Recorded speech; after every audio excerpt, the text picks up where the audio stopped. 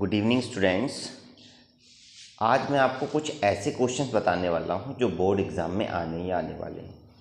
आपका 17 फ़रवरी को मतलब 17 फरवरी को आपका पहला एग्ज़ाम है और पहला ही एग्ज़ाम आपका मैथ का है। कई बच्चे कंफ्यूज हैं कि कौन से क्वेश्चन आने वाले हैं, कौन से क्वेश्चन नहीं आने वाले हैं। तो मैं आपको कुछ ऐसे क्वेश्चंस कराने वाला हूँ जो मोस्टली रिपीटेबल हैं, मतलब हर एग्ज़ाम में आते ही आते हैं। वो देखिए कैसे। बहुत ज़्यादा क्वेश्चन कराने वाला नहीं हूँ, पूरी बुक में से 30-40 क्वेश्चन कराऊंगा आपको, जिसमें से आपको 20 क्वेश्चन आराम से मिलेंगे, 15-20 क्वेश्चन। तो क्वेश्चन नंबर 1 से स्टार्ट करते हैं। चैप्टर नंबर 1 का √5, √3, √2, इन तीनों में से एक क्वेश्चन आपको मिलेगा ही मिलेगा पक्का। अगर इन तीनों में से कोई क्वेश्चन मिल जाए या रूट वाले कुछ थोड़ा दूसरे तरीके से भी आते हैं, अगर उस टाइप से भी क्वेश्चन आ जाए तो आपको करने कैसे वो ट्रिक मैं आपको बताता हूँ। फॉर एग्जाम्पल तीनों नहीं आएंगे, तीनों आने का मतलब नहीं है, आपका √5 भी आ सकता है, √3 आ सकता है, √2 आ सकता है। क्वेश्चन आएगा आपका प्रूव दैट √5 इज इरेशनल, या √3 इज इरेशनल, या √2 इज इरेशनल। हम √2 को इरेशनल मान लेते हैं, √2 इरेशनल प्रूफ करने के लिए आया। ये क्वेश्चन हमारा बोर्ड एग्जाम में आ गया। मैं आपको सॉल्यूशन भी साथ साथ में कराता चलूंगा। सबसे पहले अगर इसे इरेशनल प्रूफ करना है तो पहले हमें रेशनल अज्यूम करना पड़ेगा। लिखेंगे let us assume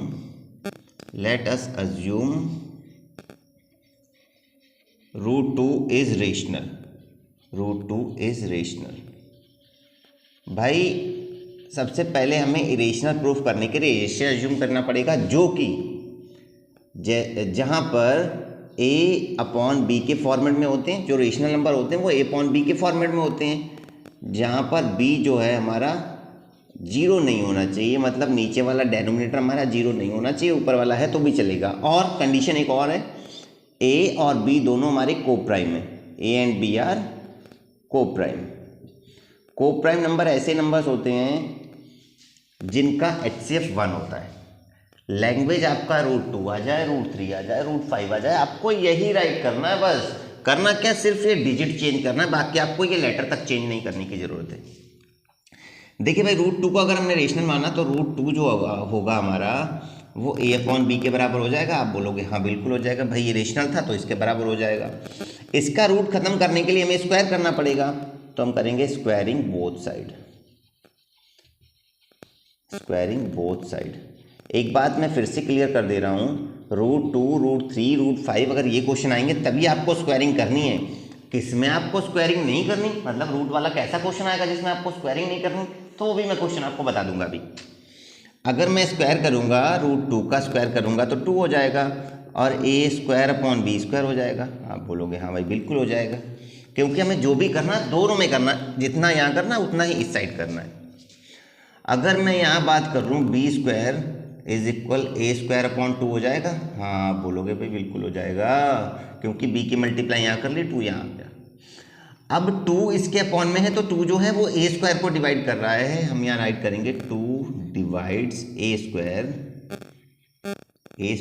so 2 divides a also, 2 divides a also. देखिए भाई अगर 2 a² को डिवाइड कर रहा है तो 2 a को भी डिवाइड करेगा। इसका मतलब हम ये कह सकते हैं कि a² जो है वो 2 का मल्टीपल है। भाई जब ये इससे डिवाइड हो रहा है तो कहीं ना कहीं ये इसका मल्टीपल होगा। हाँ बिल्कुल होगा भाई। अब हम बात करेंगे let a is equal 2k। a को क्या मान लिया हमने, 2k मान लिया। अब ये 2k हम इक्वेशन 1 में पुट कर देंगे, लिखेंगे b² इज इक्वल 2k²/2। भाई इसे हम ऐसे राइट कर सकते हैं क्या, b² इज इक्वल 4k²/2, क्योंकि 2 का स्क्वायर करेंगे तो 4 हो जाएगा और k का स्क्वायर करेंगे तो k² हो जाएगा। 2 1 जा 2, 2 2 जा 4, क्या हो जाएगा, k² इज इक्वल b²/2 हो जाएगा। इक्वेशन सेकंड बन जाएगी। भाई अभी हमने अगर 2 जो था a² के अपॉन में था तो a² को डिवाइड कर रहा था, यहाँ b² के अपॉन में तो b को डिवाइड करेगा। हम यहाँ राइट कर देंगे 2 डिवाइड्स b², 2 डिवाइड्स b², सो 2 डिवाइड्स b ऑल्सो। बेटा बहुत इंपॉर्टेंट क्वेश्चन है, बहुत इंपॉर्टेंट क्वेश्चन है, ये आएगा ही आएगा। 2 डिवाइड्स b ऑल्सो, भाई 2 अगर बी स्क्वायर को डिवाइड कर रहा है तो बी को भी डिवाइड करेगा। इक्वेशन 1 में और इक्वेशन 2 में हमें कॉमन क्या मिल रहा है? हमें कॉमन ये मिल रहा है कि 2 जो है वो ए का भी फैक्टर है और बी का भी फैक्टर है। अब हम यहाँ राइट करेंगे फ्रॉम equation 1 and equation 2, from equation 1 and 2 is the common factor, 2 is the common factor of a and b, a and b other than 1। भाई 1 के अलावा ही तो उसका कॉमन फैक्टर है, अदर देन 1। सो अब ए और बी हमारे पहले ही को प्राइम थे, ए बी को प्राइम थे और ये 2 एक फैक्टर और मिल गया इसका, तो जो √2 हो जाएगा वो हमारा रेशनल हो जाएगा। लिखेंगे a and b are coprime, a and b are coprime, so √2 is rational, so √2 is rational. तो भैया ये √2 क्या बन गया? हमारा रेशनल बन गया। लेकिन अब फैक्ट क्या कह रहा है? भाई फैक्ट ये कहता है कि रूट में जो भी प्राइम नंबर्स होते हैं ना वो इरेशनल होते हैं। अब लिखेंगे यहां पर but contradiction fact,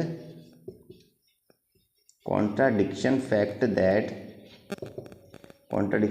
that √2 is irrational. लेकिन फैक्ट तो ये था भैया कि √2 हमारा इरेशनल था। तो हमारी एजप्शन मतलब जो हमने इसे एज्यूम किया था ना, हमने इसे रेशनल एज्यूम किया था, रॉन्ग हो गई। लिखेंगे so our assumption wrong, our assumption is wrong, our assumption is wrong, hence √2 is irrational, sorry अब रेशनल नहीं, अब हमने हमारी एजप्शन जब रॉन्ग ही साबित हो गई तो ये इरेशनल बन जाएगा। अब देखेंगे आप लोग, बस हो गया आंसर, आंसर हो गया आपका। √2 आ जाए, √3 आ जाए, √5 आ जाए, आपको बिल्कुल सेम ऐसे ही करना है, सिर्फ डिजिट चेंज करना है, बाकी आपको लैंग्वेज सेम रखनी है बिल्कुल ही। अब किस क्वेश्चन में आपको स्क्वायरिंग नहीं करनी है, मतलब कौन सा क्वेश्चन रूट का दूसरे तरीके से आ सकता है? रूट का क्वेश्चन एक आ सकता है आपका इस टाइप से, जैसे कि मैं भी कराने वाला हूँ, वो बहुत शॉर्ट है, उसमें आपको इतना लिखने की नीड नहीं पड़ेगी। जैसे कि क्वेश्चन हमारा दे रखा है 5 - 2 √3, क्वेश्चन हमारा दे रखा है 5 - 2 √3, प्लस का आ जाए या माइनस का आ जाए या खाली 2 √3 आ जाए, तब आपको करना कैसे है? भाई पहले वाली लैंग्वेज तो आपको राइट करनी है सेम। लिखेंगे लेट अस अज्यूम, अगर आपको 2 मेथड पता है ना रूट वाले क्वेश्चन करने के, तो 3 नंबर आपके बिल्कुल पक्के हैं। Let us assume 5 - 2 √3 is rational, वो लैंग्वेज सेम राइट करनी है, वो तो रट लो चाहे। इज रेशनल, जो रेशनल होता है वो हमारा a/b के फॉर्मेट में होता है, और जहाँ पर b जो होगा हमारा वो 0 नहीं होगा, b हमारा 0 नहीं होगा, और a एंड b आर को प्राइम, ये तो हम लिख देंगे। ठीक, a एंड b हमारे क्या थे? को प्राइम थे। अगर मैं बात करूंगा यहाँ पर 5 - 2 √3 की, तो ये a/b के इक्वल हो जाएगा। अभी मैंने √2 वाले क्वेश्चन में स्क्वायर कर लिया था, इसमें आपको स्क्वायर करने की नीड नहीं है। अगर इस टाइप का क्वेश्चन आ जाए, मतलब रूट के नंबर के साथ में अगर कोई भी नंबर लगा आ जाता है तो आपको स्क्वायर करने की नीड नहीं है। पहले अगर मैं बात करूंगा यहाँ पर -2 √3 यहीं रह जाएगा, तो क्या हो जाएगा? a/b -5 हो जाएगा, ठीक हो जाएगा। -2 √3 यहीं रह जाएगा, तो हो जाएगा a - 5b/b हो जाएगा। हाँ हो जाएगा, क्योंकि हमें डेनोमिनेटर भी तो इक्वल करना है। जब डेनोमिनेटर इक्वल करेंगे तो ऐसे करना होगा, √3 is equal a - 5b/- 2b। अब हम ये देखेंगे, ये जो √3 है ना, ये हमारा इरेशनल है। भाई अभी मैंने बताया था कि जो रूट में नंबर होते हैं प्राइम नंबर्स, वो हमारे इरेशनल होते हैं। ये मैं शॉर्ट मेथड आपको बता रहा हूं, ये हमारा रेशनल है, ये जो हमारा क्या है? रेशनल। क्योंकि 5 हमारा इंटीजर है, 2 हमारा इंटीजर है, a b हमारे पहले ही को प्राइम थे, रेशनल थे, वो हम मान चुके थे, तो ये भी रेशनल है। ये दोनों आपस में क्या इक्वल हो रहे हैं? नहीं, ये इरेशनल है, ये रेशनल है, तो आपस में इक्वल नहीं हो रहे हैं। हम यहाँ लिख देंगे LHS is not equal to RHS, मतलब लेफ्ट हैंड साइड हमारी राइट हैंड साइड के इक्वल नहीं है, तो हमारी जो अजप्शन होगी वो क्या हो जाएगी? रॉन्ग हो जाएगी। लिख देंगे hence our assumption is wrong, our assumption is wrong, our assumption is wrong, is wrong. यहाँ सो लिखेंगे भाई, यहाँ हेंस नहीं लिखेंगे, so our assumption is wrong. अब लिखेंगे hence 5 minus 2√3 is irrational, 5 minus 2√3 is irrational. ये तो थे रूट वाले क्वेश्चन। 2 क्वेश्चन इस टाइप से ही क्वेश्चन आ सकते हैं, बस इससे ज़्यादा रूट वाला कोई नहीं आएगा। थर्ड क्वेश्चन जो फर्स्ट चैप्टर से क्या आ सकता है आपका? एलसीएम आ सकता है। नॉर्मली एलसीएम नंबर्स वाला एलसीएम तो आप सबको आता होगा, नहीं आता है फिर भी कोई बात नहीं, मैंने उस चैप्टर से रिलेटेड पूरी वीडियो बना करके डाल रखी है, आप उस पर जा करके देख सकते हैं, अपना कॉन्सेप्ट क्लियर कर सकते हैं। जो भी आपका बेसिक है मेरी प्रीवियस वीडियोज़ में मैंने सब डाल रखे हैं। एक क्वेश्चन आपका आ सकता है, क्वेश्चन डिटेल में होगा आपका, लेकिन दे रखा होगा ए जो है हमारा x³ y², बी जो है हमारा x² y दे रखा होगा।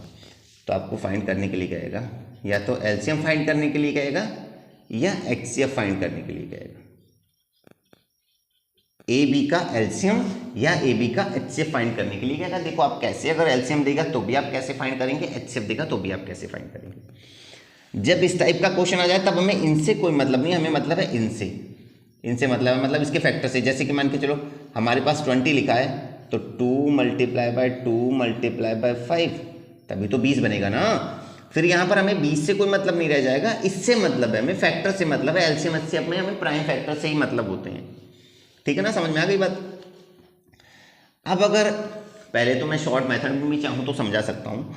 आप क्या करेंगे, अगर एलसीएम आपको लेना है तो आप हाइयर पावर ले लें। यहाँ भी x है, यहाँ भी x है, x की बड़ी पावर क्या है, x⁻3, ठीक। यहाँ भी y है और यहाँ भी y है, y की बड़ी पावर क्या है, y², ठीक है।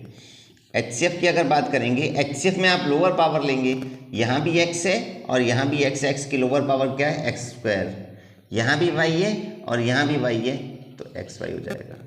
लेकिन ये तो आ गया हमारा आंसर, एलसीएम और एचसीएफ हमारा आ गया। अगर आप इसके फैक्टर्स भी बना लेंगे तब भी कोई बात नहीं, आंसर आपका आ जाएगा। वो लिख लेंगे आप x × x × x × y × y, b = x × x × y। देखो एचसीएफ में हमें सिर्फ कॉमन वर्ड्स लेने होते हैं, एलसीएम में हमें कॉमन के साथ में नॉन कॉमन भी लेना है। देखो ये x कॉमन है, ये x कॉमन है और ये y कॉमन है, तो एचसीएफ जो होगा हमारा वो x² y हो जाएगा। हो गया भाई x² y। और एलसीएम की बात करेंगे, ये 2 x कॉमन थे, एक नॉन कॉमन था, तो x³ हो गया। y एक कॉमन था, एक नॉन कॉमन था, y² हो गया। क्वेश्चन आपके समझ में आ गया होगा। इस टाइप से भी क्वेश्चन आपके आ सकते हैं। एक क्वेश्चन, फाइंड चेक वेदर 4 की power n can never and with digit 0। NCERT में आपका क्वेश्चन दे रखा होगा, वो मैं आपका सैम्पल पेपर से सॉल्व करा रहा हूँ।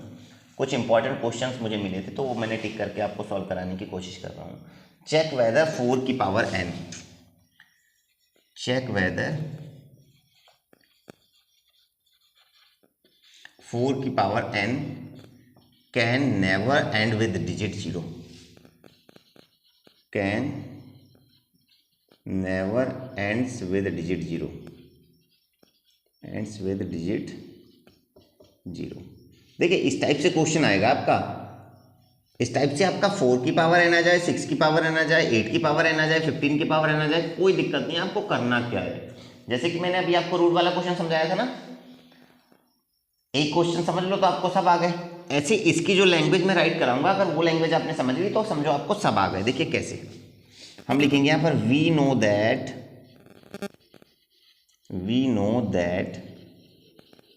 Any number ends with digit 0, ends with digit 0 if it is in the form of it is in the form of form of 10 की पावर n। भाई कोई भी नंबर हमारा जीरो पे कब खत्म होगा, जब वो 10 की पावर n में होगा। फॉर एग्जांपल अगर हमने यहाँ पे 20 लिखा है तो 20 को ऐसे ही तो राइट कर सकते हैं 2 इंटू 10 की फॉर्म में है ना वो। अगर हमने यहाँ 50 लिख दिया है तो इसे 5 इंटू 10 की फॉर्म में राइट कर सकते हैं, ठीक।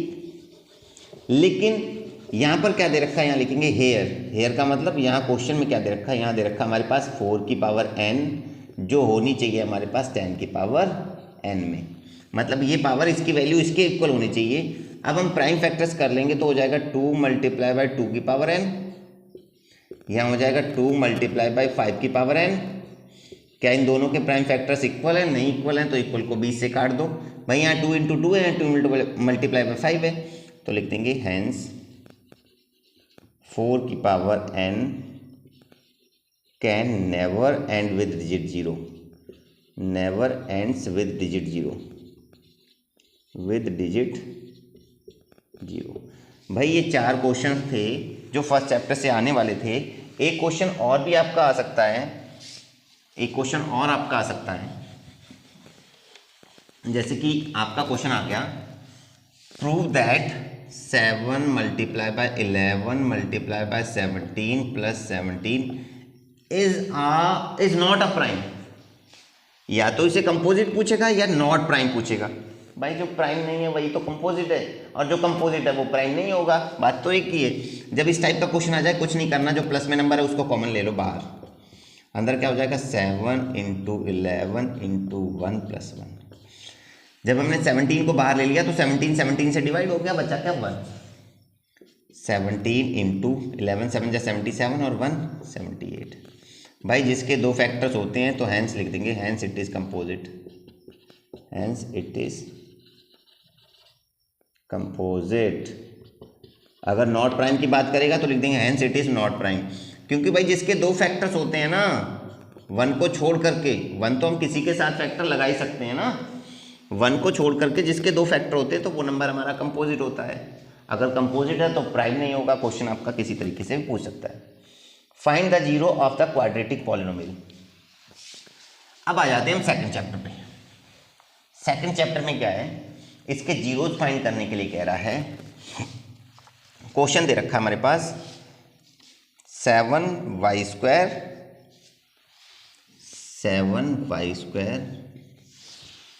Minus 11/3y minus 2/3। देखो भाई, अब तक आपने सिंपल क्वेश्चन बहुत सारे किए होंगे, ऐसा देख के भेजा हिल जाएगा, दिमाग हिल जाएगा, पता ही नहीं चलेगा क्या करें क्या ना करें, छोड़ दे क्वेश्चन। लेकिन देखिए मैं आपको ऐसे तरीका बताऊंगा कि आपको करना है। सबसे पहले क्या करना पड़ेगा, आपको a और c की मल्टीप्लाई करनी है।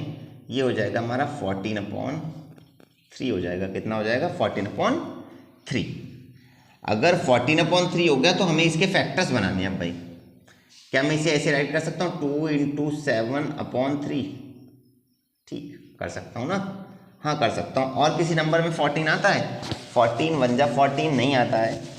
अगर आपको ऐसे नहीं करना कोई दिक्कत नहीं है, आप जो है क्वाड्रेटिक फार्मूला लगा सकते हैं। अगर आपको ऐसे नहीं आ रहा कोई दिक्कत नहीं है, आप क्वाड्रेटिक फार्मूला लगा करके वर्ड को यूज़ कर सकते हैं। देखिए कैसे क्वाड्रेटिक फार्मूला लगाएंगे, कैसे आप x is equal minus b plus minus root b square minus 4ac upon 2a। उस टाइप में आप टफ जाएंगे, इसलिए मैंने ये फॉर्मूला यूज़ कर लिया है।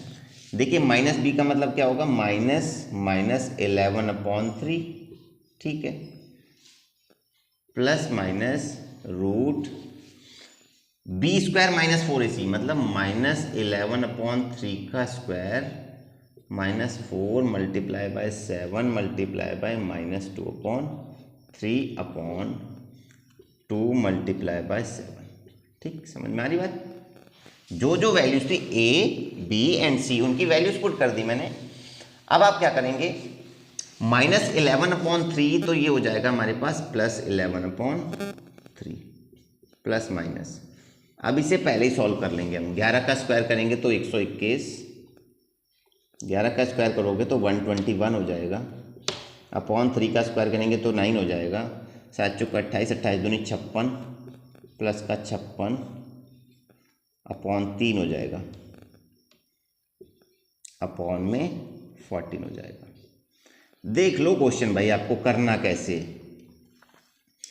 अब क्या करेंगे, मैं इसे ऐसे राइट कर दूंगा 11/3 प्लस माइनस रूट, इसकी मल्टीप्लाई और भी अभी 3 से होगी भाई, 3 एकम 3, 3 दूनी 6, 3 एकम 3, 363 प्लस 56/9 अपॉन 14। ठीक है, इसकी मल्टीप्लाई कर ली क्योंकि इसकी मल्टीप्लाई इसकी 3 से होनी थी, सॉरी मिस्टेक हो गया, इसकी मल्टीप्लाई 3 से होनी थी ऊपर वाले की। हो जाएगा ये हमारे पास 121 प्लस 6 3 18, 3 6 18, 3 5 15 और 1 16 अपॉन 9। अब हम क्या करेंगे, 11/3 का तो वैसे का वैसे ही राइट कर लेंगे। देखिए ये क्वेश्चन मैं यहाँ लेके आ रहा हूँ, 11/3 का वैसे ही राइट कर लिया, प्लस माइनस रूट 8 1 9, 6 2 8, 1 1 2, मतलब ये हो गया हमारे पास 289/9 अपॉन में 14। क्वेश्चन देखते रहना आप, एक ही बार में बिल्कुल आपके माइंड के अंदर फिट हो जाएगा। अगर इस टाइप का क्वेश्चन आ गया तो आप चुटकियों में सॉल्व कर लोगे। 11/3 प्लस माइनस 17/3 अपॉन 14 हो जाएगा भैया। बस समझ में आई या नहीं आई? क्योंकि 289 जो होता है वो 17 का होता है, 9 जो होता है वो 3 का होता है। बस सॉल्व कर लो, बन गई बात। एक जीरो जो हो जाएगा हमारा 11 माइनस 17 अपॉन 3 अपॉन 14, एक जो हो जाएगा हमारे पास 11 प्लस 17 अपॉन 3 अपॉन 14। देखिए भाई, जब अपॉन के नीचे एक अपॉन है ना, तो हमें उसकी मल्टीप्लाई ऊपर ही रखनी है। मतलब ये 3 जो है इसकी मल्टीप्लाई यहाँ हो जाएगी 14 के पास, और इस 3 की मल्टीप्लाई जो हो जाएगी 14 के पास। अगर मैं घटाऊंगा इसे तो बचेगा कितना, -6 अपॉन 3 इंटू 14। अगर मैं इसे घटाऊंगा तो कितना बचेगा, 11 और 17 28/3 इंटू 14। अभी कट रहा है इसलिए मैंने मल्टीप्लाई नहीं करी है। 3 1 जा 3, 3 2 जा 6, 14 1 जा 14, 14 2 जा 18। एक आ गया हमारे पास -2/14, एक जो जीरो आ जाएगा हमारे पास 2/3 आ जाएगा। 2 जीरोज हमारे पास मिल गए हैं। क्वेश्चन उम्मीद करता हूं कि आपको समझ में आ गया होगा। अगर क्वेश्चन समझ में नहीं आया तो आप रिवर्स करके वीडियो चेक कर सकते हैं। एक क्वेश्चन और दे रखा आपके पास, इफ 13Q प्लस। अब क्वेश्चन ऐसे क्वेश्चंस हैं जो बोर्ड एग्जाम में आने वाले हैं। ये क्वेश्चन कोई बुक से नहीं करा रहा हूं मैं, ये क्वेश्चन में अरिहंत का सैंपल पेपर है, अरिहंत सैंपल पेपर, इसके लास्ट के 50 इंपॉर्टेंट क्वेश्चंस हैं, उनमें से करा रहा हूं मैं। अगर आपको कोई भी क्वेश्चन डाउटफुल लगता है तो आप वो क्वेश्चन कमेंट बॉक्स में राइट करके उसका आंसर क्लियर कर सकते हैं। मैं उसका वीडियो आपको डिटेल में बना करके भेज दूंगा। देखिए क्वेश्चन दे रखा है आपके पास, 30Q plus 47P is equal इतना, 31Q plus 47P is equal कितना दे रखा है हमारे पास, 18। और दूसरा दे रखा है 31P plus 47Q is equal 60। तो हमें P और Q, P प्लस Q की वैल्यू फाइंड करनी है। देखो भैया, आप 100% उलझ जाओगे अगर इन्हें इस टाइप के क्वेश्चन आ जाएंगे। क्या करना है, इसे इक्वेशन 1 बनाओ, इसे इक्वेशन 2 बनाओ। आप कहेंगे सर वो तो बनाते थे, लेकिन नहीं। अब आपको ना तो एलिमिनेशन करना, ना सब्स्टिट्यूशन मेथड नहीं लगाना है। आपको पहले इन दोनों इक्वेशंस को ऐड करना है, फिर दोनों इक्वेशंस को सब्ट्रैक्ट करना है। पहले इन दोनों इक्वेशंस को ऐड कर लेंगे, लिखेंगे adding equation first and second. 31P plus 47, 31Q 31Q plus 47P is equal 18। 31P, अब 31P आ गया हमारे पास, 47Q आ गया। फिर से रॉन्ग कर दिया क्या मैंने, 31Q, ठीक है, इज इक्वल 60। भाई देखेंगे आप, इन्हें जोड़ लेंगे, 7 1 8, 4 3 7, P plus 7 1 8, 4 3 7, P is equal 7 1 8। अगर हम इसे बात करेंगे 78 78 78, क्यों बचा यहाँ पर Q प्लस P की वैल्यू जो होगी वो कितनी होगी भैया 1 होगी। क्वेश्चन भी हमारे हिसाब से शायद यही कह रहा था, हमें P और Q की वैल्यू नहीं फाइंड करने के लिए कह रहा था, वो कह रहा था find the value of P plus Q। तो Q प्लस P और P प्लस Q की वैल्यू, अगर आप सब्स्टिट्यूशन और एलिमिनेशन मेथड लगाने के चक्कर में लग जाते ना तो बुद्धि चकरा जाती, जो क्वेश्चन आता था वो भी छोड़ के चले जाते। बस वीडियो को स्किप मत कीजिएगा। अगर वीडियो अच्छा लगा है ना तो लाइक करके चैनल को सब्सक्राइब करके वीडियो अपने दोस्तों के साथ शेयर कर दो और कमेंट में यस टाइप कर दो। आप लोग कमेंट नहीं करते हैं, कमेंट क्या करें ज़रूर। नेक्स्ट क्वेश्चन इज कह रहा 5 ईयर अगो। मैं आज आपको 9 या 10 क्वेश्चन कराऊंगा क्योंकि सुविधाओं का अभाव है, लेकिन जुनून जोश जो है वो भरपूर है। कैसे? किसी ने कहा है कि नन्ही चींटी जब दाना लेकर चलती है, गिरती दीवारों पर 100 बार फिसलती है, मेहनत उसकी खाली हर बार नहीं होती, कोशिश करने वालों की कभी हार नहीं होती। कोशिश कर रहे हैं, आप भी कोशिश करते रहिए, एक ना एक दिन सक्सेस जरूर होगे। देखिए भाई क्वेश्चन दे रखा हमारे पास 5 years ago Amit was thrice as old as Baljeet. कह रहा ना आपके पास अरिहंत का सैंपल पेपर होना चाहिए, अरिहंत का। अगर नहीं है फिर भी आप क्वेश्चन को समझ करके सॉल्यूशन कर सकते हैं। कह रहा 5 years ago, आज से 5 साल पहले अमित जो था बलजीत की उम्र का 3 गुना था। 5 years ago, 5 years ago, जो अमित जो था ना वो बलजीत की उम्र का 3 गुना था। देखते रहना आप लोग, बस क्वेश्चन तो आपके बेस पास तो कराने की जिम्मेदारी मेरी है भाई, अगर आप लोग आ गए हैं तब। नेक्स्ट कह रहा है 10 साल बाद अमित जो है बलजीत की उम्र का 2 गुना हो जाएगा। 10 साल बाद, 10 years आफ्टर, 10 years आफ्टर, 10 साल बाद अमित जो है वो बलजीत की उम्र का 10 गुना हो जाएगा। अमित 10 गुना, सॉरी 2 गुना, 2 गुना, sorry Amit shall be twice Baljeet, Baljeet की उम्र का 2 गुना हो जाएगा। देखिए बच्चों, अगर आपने क्वेश्चन जिस तरीके से मैं करा रहा हूँ इस तरीके से आपने कर लिए तो आप आसानी से पास हो सकते हैं। देखो अगर अमित की उम्र को हमने x मान लिया ना तो बलजीत की उम्र को y मान लिया तो 3 × y हो जाएगा। प्रेजेंट एज अगर हम, सॉरी वेट 1 मिनट, अगर इन दोनों की प्रेजेंट एज को, अमित की प्रेजेंट एज को हम x मान लेते हैं और बलजीत की प्रेजेंट एज को y मान लेते हैं तो 5 साल पहले क्या हो जाएगा, x - 5 हो जाएगा, ये y - 5 हो जाएगा और ये इसकी उम्र का 3 गुना होगा। ठीक है ना। x - 5 इज इक्वल 3y - 15 हो जाएगा।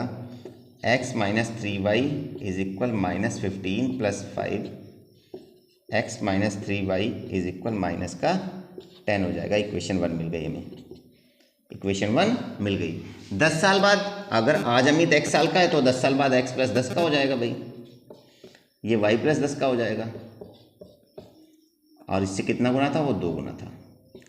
x + 10 is equal 2y + 20, x - 2y is equal 20 में से 10 चला जाएगा तो 10 बचेगा। क्वेश्चन सेकंड में अब हमें ये देखना है, जरूरी इसमें कहाँ नहीं गया है कि आपको कौन सा मेथड लगाना है, एलिमिनेशन मेथड लगाना है, सब्स्टिट्यूशन मेथड लगाना है, कोई दिक्कत नहीं है। आप एलिमिनेशन लगा तो ज़्यादा आसान है भाई। x यहाँ भी, x यहाँ खत्म हो रहा है, सब्ट्रैक्ट कर दो, subtract equation first and second.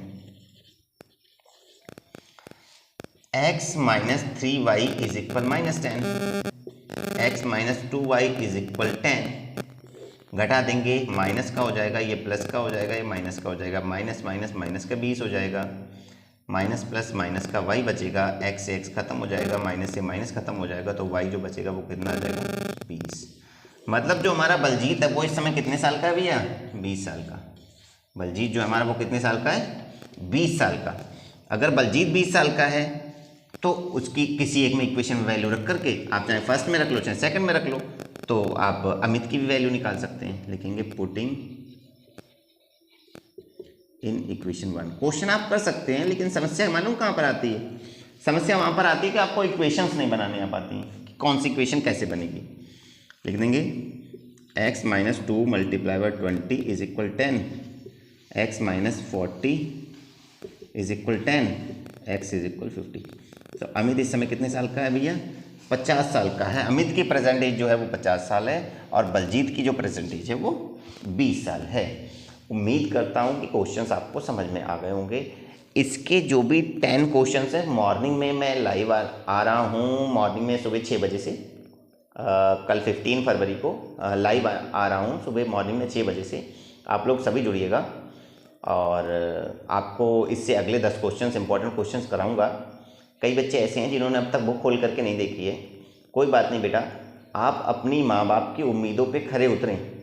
वो आपके लिए बहुत कुछ कर रहे हैं, उन्होंने बहुत कुछ देखा है। आज से आने वाले बीते हुए 10 साल से पहले इतनी सुविधाएं नहीं थी जितनी कि आप लोगों को मिल रही हैं। फ़ोन मिल रहा है, लैपटॉप मिल रहा है, अच्छे अच्छे स्कूल्स मिल रहे हैं, कोचिंग्स मिल रही हैं। पहले ऐसा कुछ नहीं था। तो अगर सुविधाएं माँ बाप दे रहे हैं, पैसा खर्च कर रहे हैं, तो उनका कुछ बेनिफिट उन्हें भी मिलना चाहिए, जिससे कि आने वाले टाइम पे उन्हें लगे, वो भी गर्व से कह सकें कि हाँ हमारा बेटा या हमारी बेटी जो भी है अच्छी पोस्ट पर, कहीं अच्छी जॉब पर या कहीं अब्रॉड जा करके अच्छा काम कर रही हैं और उनका नाम रोशन कर रही हैं। और टीचर्स जो आपको पढ़ा रहे हैं उन्हें भी लगे कि हाँ मेरा पढ़ाया हुआ बच्चा सक्सेस हो गया है। सो आपको वीडियो पसंद आई होगी, और वीडियो पसंद आई हो तो वीडियो को लाइक कर दें, चैनल को सब्सक्राइब करें, बेल आइकन को प्रेस करके वीडियो अपने दोस्तों के साथ शेयर कर दें और एक कमेंट जरूर कर दें प्यारा सा। वीडियो आपको कैसी लगी, क्वेश्चन समझ में आए या नहीं आए, क्वेश्चंस इंपॉर्टेंट हैं या नहीं है, कोई और टीचर पढ़ा रहा है वो आपको किस तरीके से पढ़ा रहा है, एक कमेंट जरूर कर दें। और तब तक के लिए take care and bye bye students.